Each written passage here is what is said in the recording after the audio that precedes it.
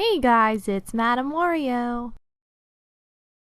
But anyway, while we're building, I'll go ahead and talk a little bit more about the Academy Awards, just because it is a huge interest of mine, and something I wanted to especially talk about is the animated motion picture, or animated film nominees, and the winner.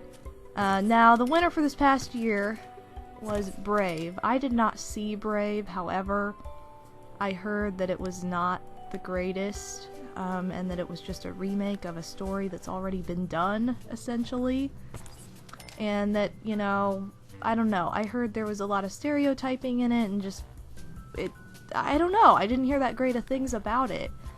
And, like, I'm sure it was alright, I'm sure it wasn't just a god-awful movie, but I don't know, it did surprise me that it won. Mainly because the animated films I did see, which I did not see all of them, so keep that in mind. I'm not speaking without at least a little bit of a bias here, because I didn't see all of them, but the ones I did see were far too impressive to be passed up. Do I not have enough money for this? Shoot. Oh, I do. Okay. So anyway, particularly what I did see was I saw Frankenweenie and I saw Wreck-It Ralph, obviously. I would have something severely wrong with me if I did not see that movie, because it was like the first video game themed Disney movie ever to be made. I think so. I think that's right. I think stating that is absolutely correct, actually. So, anyway, I did see Wreck-It Ralph. Oh, come on. Are we really gonna do this? Okay, sorry. I'm gonna have to use a cheat.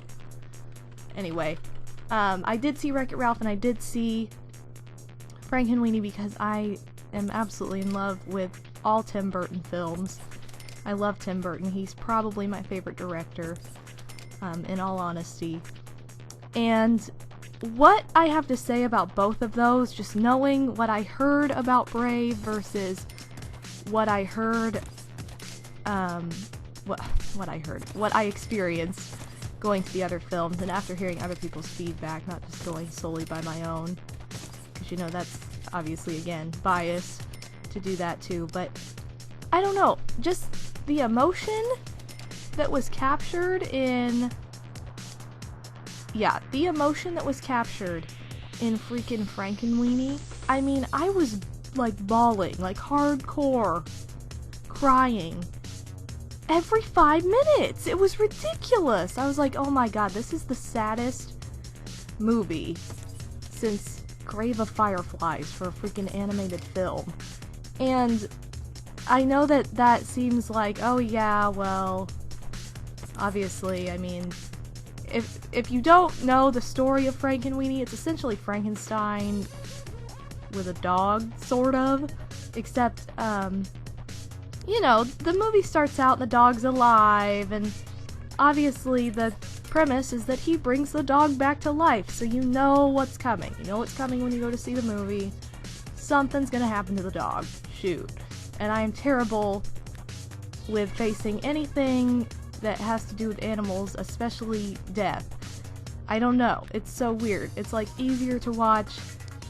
It seriously is. It's easier to watch like a human like pass away in a film than it is an animal for me, for whatever reason. I have an extremely soft spot for animals. So basically, you know that's coming. And when it does happen, just the emotion that was captured in the following scene, going through Victor, the main little boy's life, for those of you who have seen it, you know what I'm talking about. The main little boy's life, just going through the motions, like it is, like what, I mean, it seriously is just like, what is the point of doing anything? It's because you're so depressed. Like, that emotion was captured so well. I cried so hard just at the, like, expression on the little boy's face, and it's a freaking animated little boy. It's a freaking animated movie. And so for that to have stood out to me that much, and to have had that big of an impact on me, and this is like a, you know, again, an animated feature, it's not even like real people, that is like genius. That's incredible. That is awesome. You know, kudos to Tim Burton for capturing that emotion so successfully, because he did. And I thought, you know, if a Disney film, which I guess Frankenweenie was a Disney film, but a purely Disney written film does not win, like, you know, Brave or Wreck-It Ralph, that has to be it. And I thought it stood a better chance than anything I hadn't seen, just because of that emotion that was captured in that film. It was amazing. And, you know, that's not something I say very often. I mean, there are movies I'm always like, oh, I love this, I love that, this movie was so good. But it's not often that I am that moved emotionally from, I don't know, it takes a lot to move me emotionally in that way, to where I would be that impressed to say, okay, that deserves some kind of recognition. Like, that's a whole different realm for me. So, anyway, I just thought that had a major chance because of that, and I also expected that Wreck-It Ralph would possibly get some recognition, because, you know, with Brave, you've got the adventurous girl who does whatever for her family because somebody probably died and somebody probably did this, and now she has to go fight for whatever, typical Disney storyline. Not that I have anything against Disney, but, I mean, you have to be honest and say, yeah, that storyline does happen a lot. Where somebody dies and then somebody has to triumph for that death.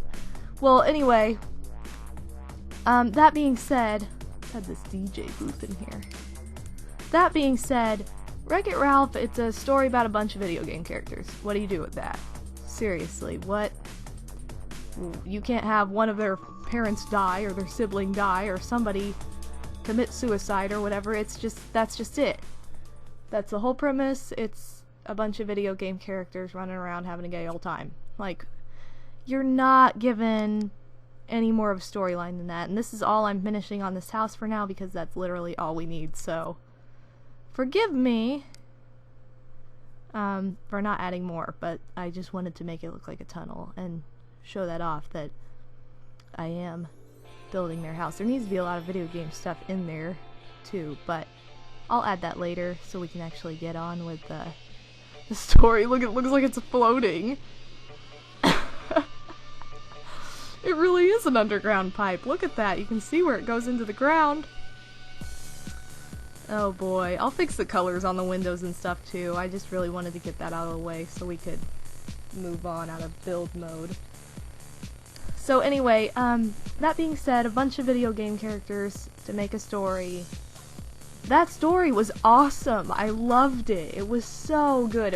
The whole thing was engaging, the entire movie, and not just because I have a soft spot for video games, but because it was a genuinely good story. It was awesome how they tied all that together with the movie. Just the way they tied everything into the movie was epic. I loved it.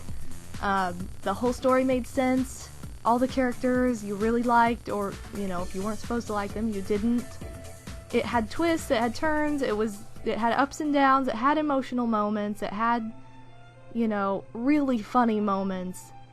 It was just awesome. And so I thought, that deserves something, because that is a literal difficult thing to do. You can't just, you know, put a bunch of characters into a room and expect a good story to come out of it. That just doesn't happen. So, that's something I thought was just awesome. And I couldn't believe that, you know, something as unique as one of those two movies that I had seen did not win after hearing what Brave was about and the stereotyping in it and just everything. Essentially everything in that movie that had been done in some Disney movie before in another way, shape, or form. I don't know. So I was pretty disappointed with that factor alone, to be honest. But, oh shoot, he doesn't have a bed. Oh, we'll fix that. We will fix it. Fix it, Felix. Let's go. So anyway, that is my little rant on the Academy Awards and the way that they handled their award for Best Animated Film. I don't know. I don't really have an interest in seeing Brave, although I am curious now that it has won something, to see, you know, why it won. But I will say that it's not something I would ever be like, ooh, I really wanted to see that. It just didn't seem like that kind of movie. So, yeah, that concludes my rant on that. So, it's been a while since I've done any kind of rant like that, too. So I really wanted to just kind of point something out, you know, especially with an interest like that, because, as I said, I am very interested in the Academy Awards and love them. Watch them every year. So, alright, now he actually has a bed.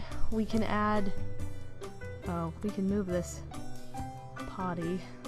No need for this. No need for potties anymore. And we'll go ahead and leave it like that for now. Okay, so now that we're actually in gameplay, some of you have been wanting me to show off the fast pregnancy, which I definitely can do, for sure. But before I do that, I actually have to get pregnant, so... Excuse me, I have a cold, too. I just came down with another cold. You know, of course, it's spring break, so naturally, it's a, you know, perfect time to be under the weather, apparently. So, not my view on things, but apparently it's God's view at the moment, so... In a way, you know, I'm glad that I don't have to worry about anything going on, because it's not like a super severe illness, it's just kind of an annoyance. I mean, it's a cold, obviously, that's pretty annoying.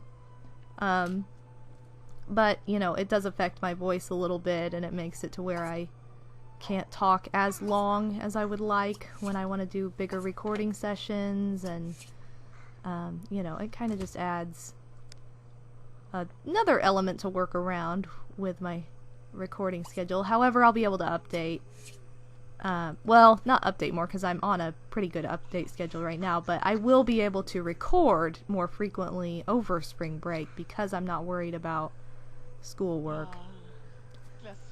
Alright, so talking about Sims, since I've talked about it, like, not at all in this recording session so far, if you haven't noticed... Oh wait, was that Mercutio? Did he leave a flower? Oh, he did!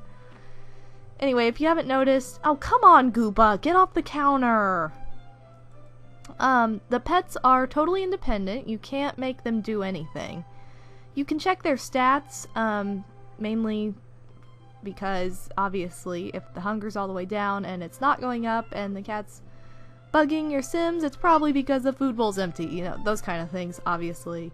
Or if its bladder's really messed up, you don't have a litter box, it's peeing on the house, you're finding messes.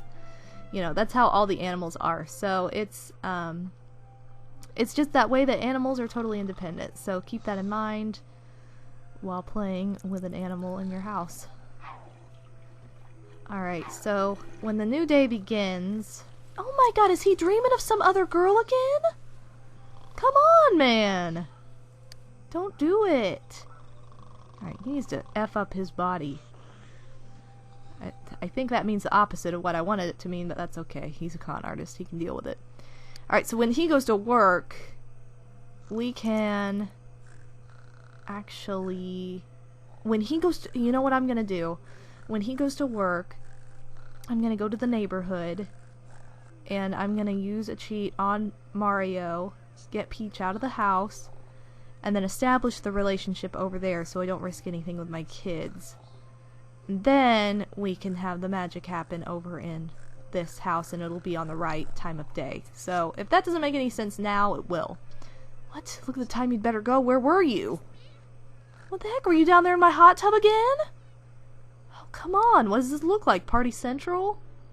Actually, it kind of does, because none of these lights ever turn off.